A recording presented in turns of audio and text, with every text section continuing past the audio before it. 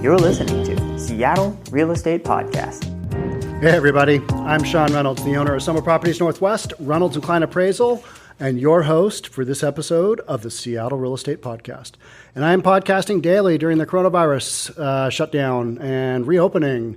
And this is a podcast specifically for real estate agents, both commercial and residential in the state of Washington that belong to the Northwest Multiple Listing Service.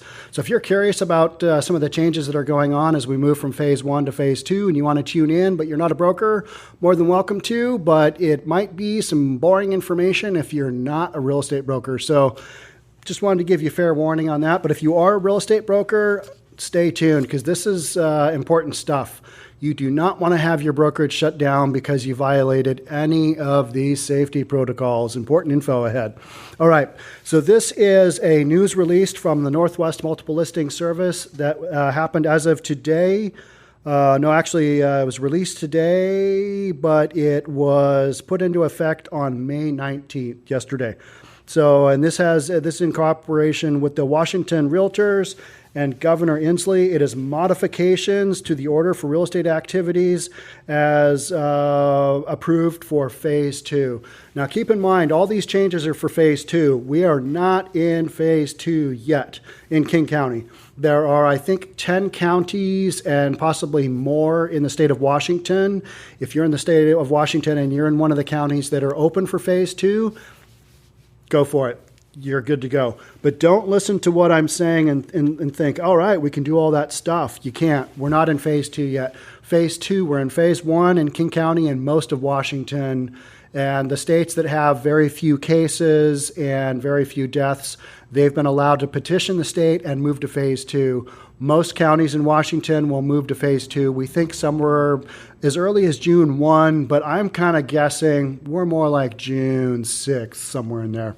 Maybe the following Monday after June 1. So keep that in mind. That's super critical here. So the modifications for phase 2, and these are the kind of big picture items. You've got real estate firms may open their offices in a limited fashion. So last week this is real estate offices. Last week I did podcast on professional services and personal care services, basically offices with accountants, attorneys, and real estate agents, and then also safety protocols for them. And then also on the same one, it was modifications for, call it people cutting hair, estheticians, tattoo parlors, all that stuff. Those guys are hard hit. They got to do a lot of cleaning. It's crazy. The professional services, which is what real estate brokers are, there's still a lot of work you have to do to maintain an office. So I am super glad that most of my real estate brokers work remotely. They are already working from home. That's how we have Summit Properties Northwest set up. But if you're a managing broker of a big office and you have a lot of eyeballs on you, you're going to want to look through the professional services and get an idea of what's going on if you haven't already, because there's a lot of safety protocol that you need to have in place before you open up and have the scrutiny of state and health inspectors if that ever happens. Doubt it will. Okay, so the first one is real estate firms may open their offices in a limited fashion. Number 2, commercial brokers can engage in the same in-person services as residential brokers. And I'm clapping because there is no reason commercial brokers shouldn't have been included as essential. You've shut down every business at the beginning of this. It was willy-nilly, just, well, we're going to leave some of these businesses open and we're going to have some not. You got to have commercial guys to help with tenants and moving in and out of space to make businesses go. Now, you can say, yeah, those guys can work from home. Yeah, but you can't really go out and show a space. If you can't do that, commercial is just closed down. How many commercial brokers need to be able to show space to new people or have their old people move out, get that ball rolling, just all that stuff. So commercial brokers, that to me is a travesty that they have not been allowed to operate. That's ridiculous. Whatever.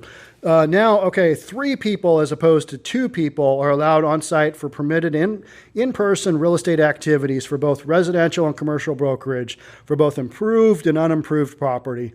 So homes, office buildings, and vacant land of both commercial and residential. So the big thing is it's gone from 2 people, 1 broker, one client, one broker, one seller, one buyer. Now it's one broker, two sellers, one broker, two buyers, whatever. So just keep that in mind. 3 people total is the max. And you still got to do all the safety stuff. Sign installers may now install real estate signs. Okay, why they weren't allowed, if housing is essential, but you can't install a sign, how is installing a sign in any way, shape, or form gonna spread the coronavirus? It's one guy in a truck going out there digging a hole and putting a sign in. I don't know. That's crazy. But okay, yay on sign installers may install real estate signs. All right. In both phase 1 and phase 2, in-person real estate activities, so real estate people and their partners, like appraisers, inspectors, photographers, and stagers, you got to wear cloth face coverings, and you should encourage clients and customers to do the same. Wear a mask. If that's what it's going to take, wear a mask. Yeah, it's awkward, and it may not be of benefit. It's not a real health benefit to be sucking in your own depleted oxygen, but do what you got to do. Public and broker open houses and similar invitations to view a property without an appointment are not permitted in phase 1 or phase 2. Still got to have no open houses. Just don't do open houses. And you got to have an appointment kind of no matter what. Only previews and showings by appointment are allowed. So, all right, it makes it tough for you to get people in, but just go on showing time and schedule an appointment. Do your thing. And brokers must adhere to the phase protocols for the county where the property is located, regardless of the location of the broker's office or home. So if you're in a county that's allowing business to operate, but you're showing a home in a county that's not, don't do it. That's a violation. So next I'm going to cover what in-person real estate brokerage services are permissible in phase 2.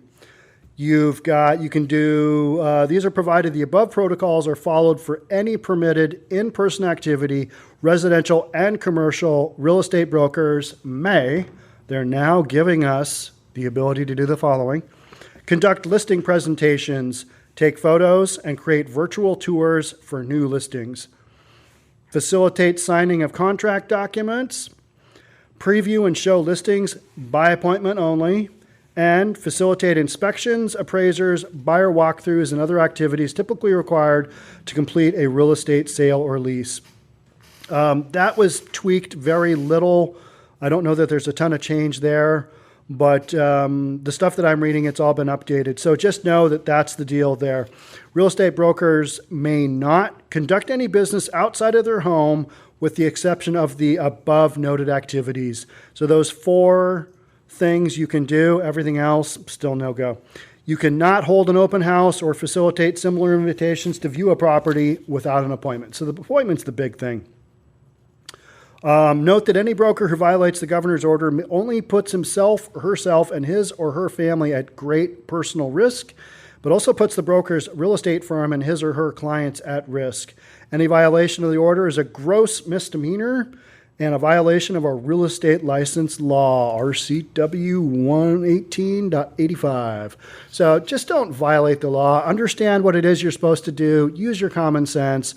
And if in question, don't do it. It's not that big of a deal. Just, should I do this? Okay, no. All right. Here are some of the items that professional services are going to have to abide by when we go back to phase 2, when we go into phase 2. You're going to have to maintain, and there's a lot here, so I'm just going to skip through them real quick, not a lot of explanation. Maintain minimum of 6 feet separation between all persons and all interactions at all times. 6 feet. Even though there is no scientific evidence supporting this, 6 feet's your number. Just keep that in mind. You got to arrange furniture to encourage social distancing. Keep those chairs apart. Require clients and customers to make appointments for in-person services. That's fair. Provide personal protective equipment such as gloves and face masks to employees and independent contractors. Cloth facial coverings must be worn by every employee and independent contractor not working alone in the office. And you got to ensure frequent and adequate hand washing with adequate maintenance of supplies. That's a big one. Use disposable gloves where applicable to prevent transmission on office supplies or other equipment that is shared. So you will need to have a schedule for hand washing. That's important, all right, because as adults and as licensed professionals, we don't know how to do that. So keep that in mind. Establish a janitorial schedule that includes frequent cleaning and sanitizing with a particular emphasis on commonly touched surfaces. That makes sense. Just keep the office clean. Screen individuals for signs before they start work. So every day you're going to have to screen all of your employees to see if they are sick. Hey, you're coming into work today. Are you feeling sick? Do you have any of the COVID-19 symptoms? Got to go through that. All right. All on-site employees and independent contractors must be trained on the worksite's policies. These requirements and all relevant sanitation and social distancing protocols. They must also be trained about COVID-19 and how to prevent its transmission. So you got to do this. If you got an office that's up and running and you got a lot of people in there, you're going to have to do all this stuff. You have a site-specific COVID-19 monitor who shall be designated at each location to monitor the health of individuals and enforce the COVID-19 job site safety plan. So in my opinion, in order to get all of this done, you're going to have one person for the whole office, maybe two people you're going to employ full-time to ensure all this stuff, including adequate hand washing, is going on, because otherwise you could be up for a gross misdemeanor. Don't want that. Develop and post at each location a comprehensive COVID-19 exposure control, mitigation, and recovery plan. You got to put some time into that. That's a lot of stuff. A copy of the plan must be available at the location and available for inspection by state and local authorities. Every business is going to have to do this. If you don't have this, you're up for a gross misdemeanor. COVID-19 safety information and requirements such as CDC, Department of Health, OSHA posters, and the employer-owner written policies for COVID-19 shall be visibly posted at each location. You just got to have it out. Where all you have all that safety stuff, put that in there too. Authorized access to the business should primarily be through the front door, not the back door, not the side door, not the near close to the front door, the front door. And I kind of joke about that, but a lot of it has to do with traffic patterns and keeping people coming in and out one way so that you can reduce the traffic flow of people being too close, 6 feet, less than 6 feet apart, even though there's no support for it. But you got to follow safety requirements outlined in the professional services phase 2 guidance for reopening for office space work environments. So that's kind of a real quick run through of all the stuff that professional offices are going to deal with day 1 of phase 2. So now what I'm going to do is I'm going to run through some of the frequently asked questions, and that's where the MLS is basically, they ask a question and then they answer it based on what they perceive a lot of our questions are going to be. So do brokers currently need to leave their business card? Answer is no. There's an explanation on that. Can inspectors conduct inspections during phase 2 of the order? Yes. And on inspectors, appraisers, stagers, who else is there?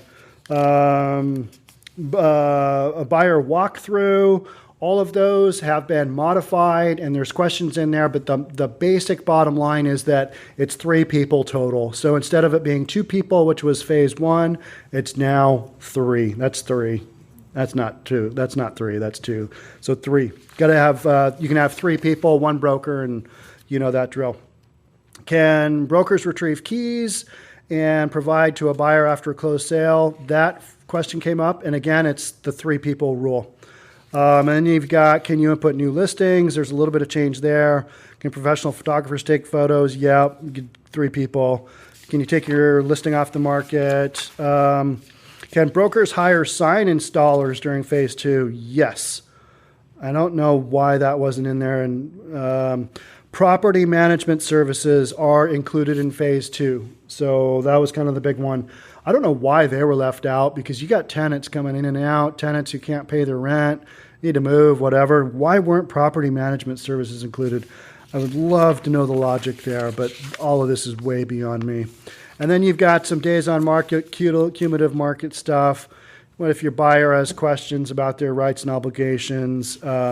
So there's some more additional stuff there I'm not going to get into, and if you really want to dig deep, you can go to the Northwest Multiple Listing Service and check out their Stay Home, Stay Healthy order as it pertains to real estate brokers. So I hope you found this helpful. And if you did, I'd love to have you subscribe to Summit Properties Northwest on YouTube if you're watching it on our YouTube platform, and keep spreading the word. Our podcasts are getting a ton of downloads, and we appreciate all the people who are downloading and listening. So thanks again for listening on the podcast platforms and watching on YouTube. I will catch you on the next one. Again, I'm Sean Reynolds from Summit Properties Northwest, Reynolds and Klein Appraisal. We'll see you then. All right, thanks a lot. Bye.